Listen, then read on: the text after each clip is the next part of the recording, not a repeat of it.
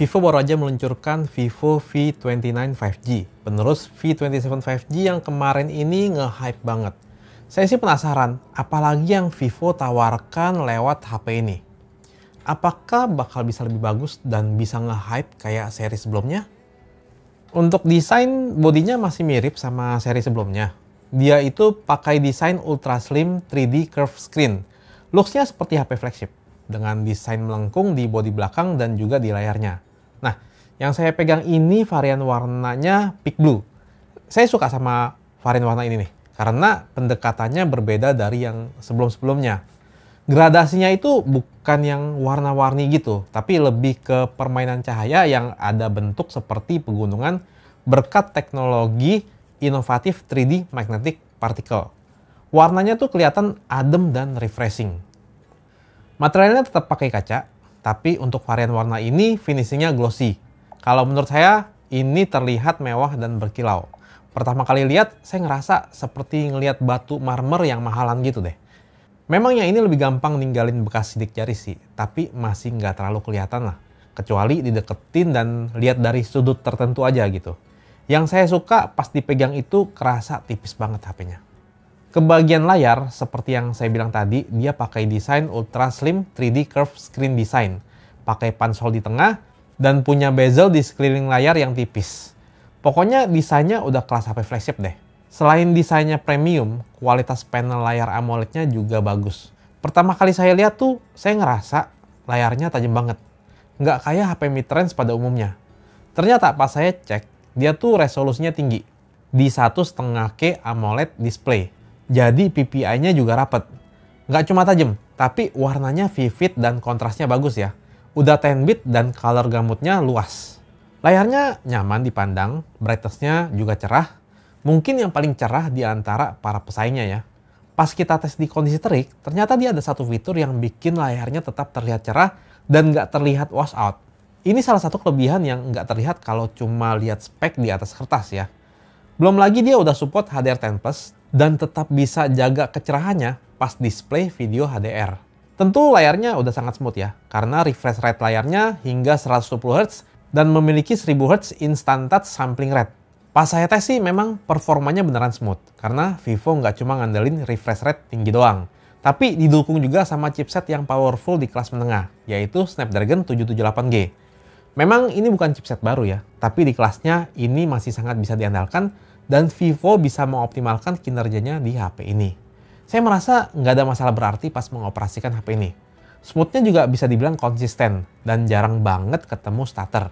Unit yang saya pegang ini RAM-nya 8GB dan masih ada fitur extended RAM up to 8GB dengan ROM 256GB. Ada varian RAM 128GB juga dengan ROM 512GB. Tapi bagi saya ini udah lega dan buat multitasking juga udah lancar. Oh ya, storage nggak bisa diekspansi ya lewat microSD karena slotnya cuma support dual SIM aja. Pas saya tes render video juga termasuk cepat ya. Mungkin karena powerful core-nya ada 4. Jadi lebih banyak dibanding yang sebelumnya. Kalau buat gaming, ya nggak perlu ditanya lagi sih. Udah banyak game yang smooth bisa dapat 50-60 FPS. Dan karena pakai Snapdragon, jadinya banyak game yang udah dioptimalkan sama developer game. Ini hal yang penting yang nggak terlihat di atas kertas juga ya. Pas diajak main game dengan durasi lama pun, HP-nya nggak terlampau panas dan performanya lumayan stabil. Ternyata memang karena Vivo kasih cooling system yang lebih besar lagi di sini. Pas saya main pakai 4 jari pun layarnya responsif ya. Karena tadi saya bilang dia udah support hingga 1000Hz instant touch sampling rate. Paling sayangnya speaker HP ini belum stereo, walau kualitasnya udah lumayan. Vibration motornya standar kelas menengah, tapi yang penting getarannya sih terasa lembut, bukan yang kasar gitu. Kalau untuk sistem operasinya, Vivo V29 5G ini memakai Vantage OS versi terbaru. Vantage OS yang sekarang ini saya bilang merupakan UI yang tampilannya fun, tapi tetap elegan. Dan menurut saya juga user friendly. Dan fitur kustomisasi di Vantage OS itu banyak banget ya. Terus untuk urusan update, sepertinya Vivo bakal ngasih 2 kali update Android dan 3 tahun security update. Yang tergolong standar lah untuk ukuran sekarang. Sekarang kita bahas sektor yang jadi salah satu keunggulan dari HP ini yaitu kameranya. Vivo V29 5G memakai setup triple kamera di belakang Dia ada 2 megapiksel kamera monokrom, ada 8 megapiksel kamera super wide angle, dan 50 megapiksel OIS ultra sensing kamera sebagai kamera utamanya. Kali ini pakai sensor GN5, sensor yang dipakai di beberapa HP flagship. Setelah saya tes foto, hasil kameranya ini impresif ya. Kamera super wide angle-nya bisa dibilang udah bagus untuk kelasnya. Dynamic range-nya pun termasuk lebar, jadi foto backlight masih aman. Pas foto low light juga hasilnya bagus buat di kelasnya, apalagi masih ada night mode-nya. Hasil dari kamera utamanya juga impresif, udah pasti detail dan tajam. Walaupun gak ada lensa tele, tapi pas foto ngezoom, hasilnya bisa tetap tajam. Bahkan pas saya tes sampai 6 kali zoom, juga masih tetap lumayan tajam. Terus ada mode supermoon juga, yang bisa hasilin foto bulan yang bagus dan lebih jelas dibanding pakai mode auto. Karakter warnanya termasuk yang vivid, dengan kontras yang tinggi. Soal warna memang masalah selera sih, tapi menurut saya, warna kayak gini tuh udah jadi. Udah ready buat di-post di sosial media. Kalau kalian lebih suka yang nggak terlalu vivid, ada pilihan natural color. Atau bisa pakai efek master buat nentuin sendiri saturasi warnanya. Ini yang saya suka dari HP Vivo ya. Dia masih fleksibel, bisa menyesuaikan sama selera kita. Saya suka banget sama skin tone pas foto subjek orang. Warnanya itu di berbagai kondisi cukup akurat. Bagian wajah kerasa nggak diputihin, dan nggak ada efek sharpening yang berlebihan. Jadi natural aja.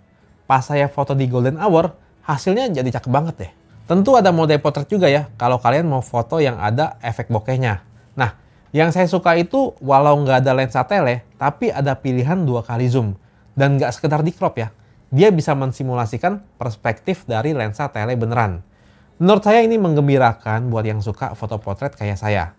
Dulu-dulu buat hasilin foto kayak gini tuh kita butuh HP flagship. Tapi sekarang di Vivo V29 5G ini juga bisa. Foto low light juga pastinya bagus. Di mode autonya pun hasilnya udah bagus. Kayak otomatis udah ada night mode-nya gitu. Jadi noise-nya minim, detailnya masih tajam, hasilnya juga terang. Kalau mau yang lebih terang lagi bisa pakai night mode-nya.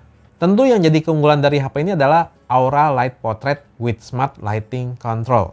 Jadi kali ini kita bisa ngeset temperatur dari Aura Light-nya. Fungsinya apa? Jadi biar warna subjek bisa lebih terlihat true to life dengan kondisi cahaya sekitar yang cenderung lebih ekstrim. Aura Light Portrait with Smart Lighting Control ini pun bisa di-adjust secara otomatis ataupun secara manual.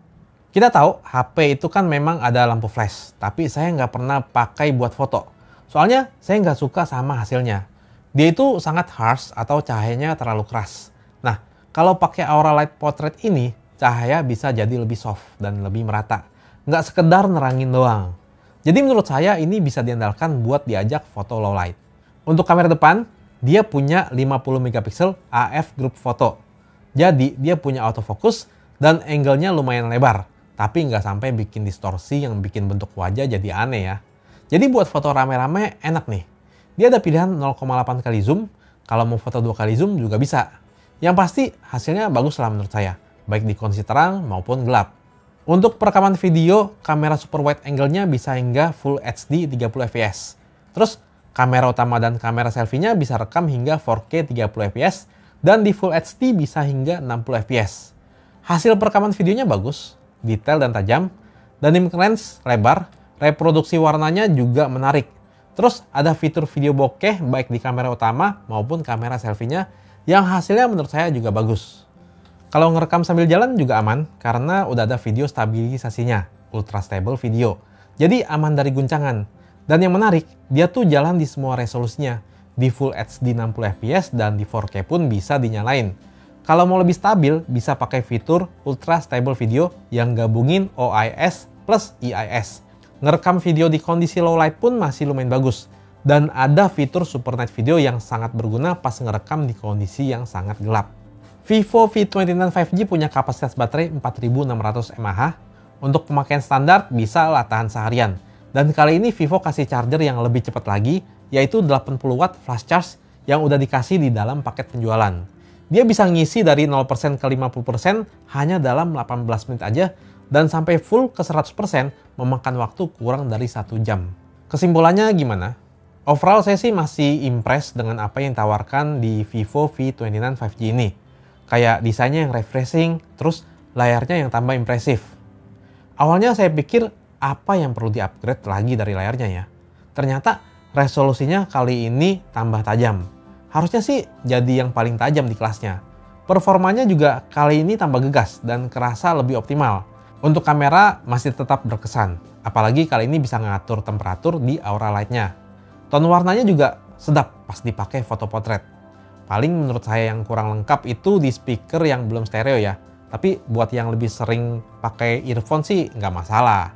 Nah, pas saya bikin video ini, saya belum tahu harganya. Tapi kalau harganya sama atau beda tipis lah dari seri sebelumnya, rasanya Vivo V29 5G ini bakalan nge-hype lagi sih.